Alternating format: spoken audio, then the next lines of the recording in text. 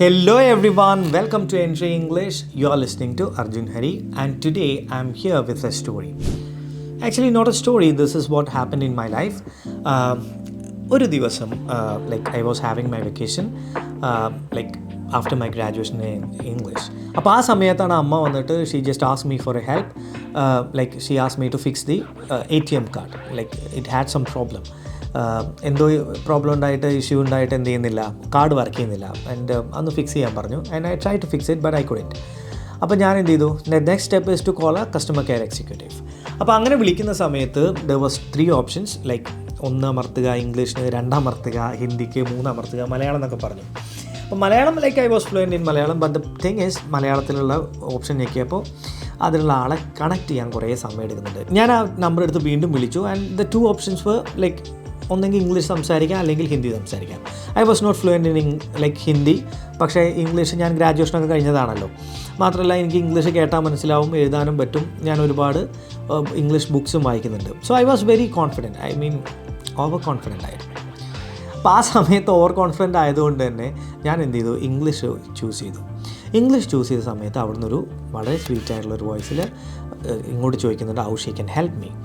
അപ്പോൾ ഇനി അടുത്തത് എൻ്റെ പ്രശ്നം എന്താണെന്ന് പറയണം. ഞാൻ എൻ്റെ പ്രശ്നം പറയാൻ തുടങ്ങി. ATM കാർഡ് വർക്ക് ചെയ്യുന്നില്ല. But I was not able to establish the issue. എനിക്ക് എന്താണ് ആ ATM കാർഡിൽ വന്ന പ്രശ്നമെന്നോ, ഞാൻ എന്തൊക്കെ ചെയ്തിട്ടോ അത് ശരിയാവുന്നില്ല എന്നോ, അല്ലെങ്കിൽ എങ്ങനെയാണ് അവരെന്നെ ഹെൽപ്പ് ചെയ്യണമെന്നോ പറയാൻ എനിക്ക് പറ്റുന്നുണ്ടായിരുന്നില്ല. I was blank, literally I was speechless.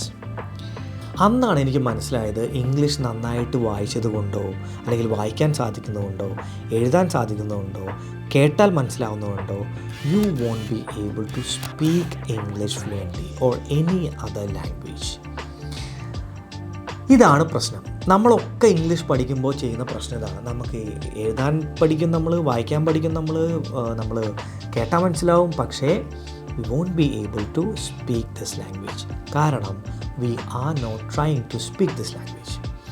അന്ന് മുതൽ ഞാൻ തീരുമാനിച്ചു ഇംഗ്ലീഷ് ഇമ്പ്രൂവ് ചെയ്യണം. അപ്പോൾ ഇംഗ്ലീഷ് ഇമ്പ്രൂവ് ചെയ്യാൻ ഞാൻ ചെയ്ത ടെക്നിക്സ് എന്തൊക്കെയാണെന്നുള്ളത് ഞാനിപ്പോൾ പറഞ്ഞു തരാം. നിങ്ങളും അത് ട്രൈ ചെയ്ത് നോക്കുക. Like most of the people like this is going to work for them. ഒന്ന് ട്രൈ ചെയ്ത് നോക്കാം. സോ ഫസ്റ്റ് തിങ് ഞാൻ ചെയ്തൊരു കാര്യം എന്ന് പറയുന്നത്, ഐ സ്റ്റാർട്ട് ഫ്രം സ്മോൾ. ഞാൻ ആദ്യം തന്നെ ഒരു പാർട്ട്ണറെ കണ്ടെത്തി അയാളോട് ഇംഗ്ലീഷ് സംസാരിച്ച് തുടങ്ങുക എന്നുള്ളതല്ല ഞാൻ ചെയ്ത കാര്യം. I start from small sentences.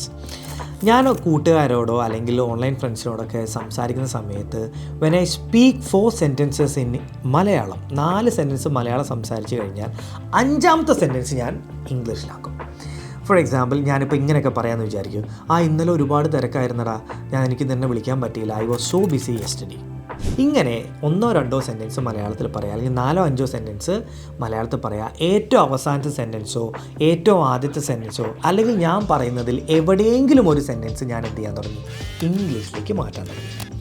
ഇങ്ങനെ മാറ്റാൻ തുടങ്ങിയതിന് ശേഷം അതിൻ്റെ എണ്ണം കൂട്ടാൻ തുടങ്ങി.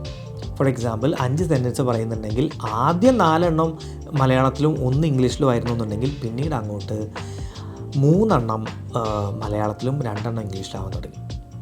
പിന്നീട് അങ്ങോട്ട് 2 എണ്ണം മലയാളത്തിലും 3 എണ്ണം ഇംഗ്ലീഷിലാവാൻ തുടങ്ങി. ഇങ്ങനെ മെല്ലെ മെല്ലെ മെല്ലെ ഇംഗ്ലീഷ് ഉപയോഗിക്കുന്നതിനുള്ള ഭാഗം, അതായത് ഇംഗ്ലീഷ് ഉപയോഗിക്കുന്നതിന് സമയം കൂട്ടി വരാൻ തുടങ്ങി. The second thing I did was to surround myself in English. English എന്ത് ചെയ്യുക, ചുറ്റിനും ഇംഗ്ലീഷ് ആക്കാം. കേൾക്കുന്നത് ഇംഗ്ലീഷ്, വായിക്കുന്നത് ഇംഗ്ലീഷ്, സംസാരിക്കുന്നത് ഇംഗ്ലീഷ്, പറയുന്നത് ഇംഗ്ലീഷ്, എഴുതുന്ന ഇംഗ്ലീഷ്, ഇതൊക്കെ ഇംഗ്ലീഷാക്കാൻ തുടങ്ങി. I began to write what I did in a day. ഓരോ ദിവസം കിടക്കുമ്പോഴേക്കും ഇംഗ്ലീഷിൽ ഞാൻ എന്തൊക്കെ ചെയ്തു എന്നുള്ള കാര്യം, ഒരു ദിവസം എന്തൊക്കെ ചെയ്തു എന്നുള്ള കാര്യം എഴുതി വെച്ചിട്ടേ ഞാൻ കിടക്കാറ്. ഡയറി എഴുതുന്ന ഒരു ശീലമാക്കി തുടങ്ങി എന്നർത്ഥം. അത് ഇംഗ്ലീഷിലാക്കി. സെക്കൻഡ് തിങ്, ഞാൻ ഒരു ദിവസം കിടക്കുന്നതിന് മുമ്പ് എന്തൊക്കെ ചെയ്തു എന്നുള്ള കാര്യവും നാളെ എന്തൊക്കെ ചെയ്യാൻ പോകുന്നു എന്നുള്ള കാര്യവും ഇംഗ്ലീഷിൽ എന്നോട് തന്നെ സംസാരിച്ചിട്ട് മാത്രമേ ഞാൻ കിടന്നുറങ്ങാറുണ്ടായിരുന്നുള്ളൂ. The other thing I did to improve my language is to stay consistent. ഞാൻ ഇംഗ്ലീഷ് സംസാരിക്കാൻ തുടങ്ങുമ്പോൾ കണ്ടിന്യൂസ് ആയിട്ട് ഈ പ്രോസസ്സിനെ ട്രസ്റ്റ് ചെയ്തിട്ട് തന്നെ മുന്നോട്ട് പോകാൻ തുടങ്ങി. അതായത് ഇംഗ്ലീഷ് സംസാരിക്കാൻ എനിക്ക് എന്തായാലും വേണം. അപ്പോൾ ഞാൻ എല്ലാ ദിവസവും കുറച്ച് സമയത്തിന് മാറ്റി വയ്ക്കാൻ തുടങ്ങി. കണ്ടിന്യൂസ് ആയിട്ട് ഇത് പഠിക്കാൻ തുടങ്ങി, ഐ മീൻ സംസാരിക്കാൻ തുടങ്ങി. ഓരോ ദിവസവും ഇത്ര സമയം ഇംഗ്ലീഷിനായിട്ട് മാറ്റി വയ്ക്കുക. അത് കണ്ടിന്യൂസ് ആയിട്ട് ഒരു 2 മാസമൊക്കെ നിങ്ങൾ ആ പ്രോസസ്സിനെ വിശ്വസിച്ച് തന്നെ മുന്നോട്ട് പോവുക. ഒരിക്കലും ഒരാഴ്ച കൊണ്ടോ 2 ആഴ്ച കൊണ്ടോ ഇമ്പ്രൂവ്മെൻ്റ് ഇല്ലാന്ന് വിചാരിച്ചിട്ട് പിന്നിലിട്ട് പോവാതിരിക്കുക. അടുത്ത കാര്യം എന്ന് പറയുന്നത്, I am not bothered about mistakes that I make while speaking this language. English സംസാരിക്കുമ്പോൾ മിസ്റ്റേക്സ് ഉണ്ടാക്കുന്നതിൽ ഞാൻ ബോതർഡല്ല. Even now I make mistakes like grammar mistakes, pronunciation mistakes, but all those things are not going to pull me back from speaking this language. ഈ language സംസാരിക്കുന്നതിലൊന്നും പ്രശ്നമല്ല. English സംസാരിക്കുന്ന സമയത്ത് എല്ലാവരും, English എന്നല്ല ഏത് ഭാഷയും പഠിക്കുമ്പോഴും നിങ്ങൾ തെറ്റുകൾ ഉണ്ടാക്കാനുള്ള സാധ്യതയുണ്ട്. അതൊരു പ്രശ്നമേ അല്ല. കണ്ടിന്യൂസ് ആയിട്ട് പോവുക. തെറ്റുകളുടെ എണ്ണം കുറയ്ക്കുക എന്നുള്ളത് മാത്രമാണ് നമ്മുടെ ലക്ഷ്യം. ഒരിക്കലും തെറ്റുകൾ ഉണ്ടാക്കാതിരിക്കുക എന്നുള്ളതല്ല. അത് നാച്ചുറലായിട്ടുണ്ടാവും. ഈവൻ മലയാളം സംസാരിക്കുമ്പോഴും നമ്മൾ തെറ്റുകൾ ഉണ്ടാക്കുന്നുണ്ട്.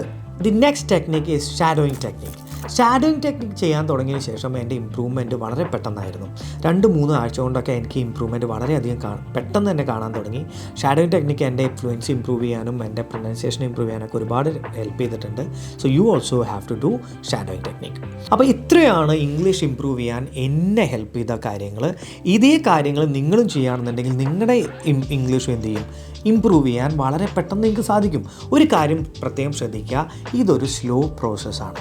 നിങ്ങൾ എവിടെ നിൽക്കുന്നു, നിങ്ങൾ ഇംഗ്ലീഷിൻ്റെ കേസിൽ എവിടെ നിൽക്കുന്നു എന്നനുസരിച്ചിരിക്കും നിങ്ങളുടെ ഇമ്പ്രൂവ്മെൻറ്റ്. ചില ആൾക്കാർക്ക് പെട്ടെന്നായിരിക്കും, ചില ആൾക്കാർക്ക് അത് വളരെ പതുക്കെ ആയിരിക്കും. But trust the process and keep continuing the practice.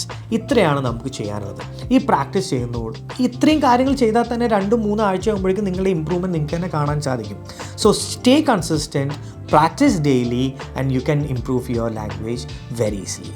So ഇത്തരത്തിലുള്ള ഇംഗ്ലീഷ് ഇംപ്രൂവ് ചെയ്യാനുള്ള ടെക്നിക്സ് അറിയാനും ടിപ്സ് അറിയാനും ചാനൽ ഫോളോ ചെയ്യാൻ മറക്കരുത്.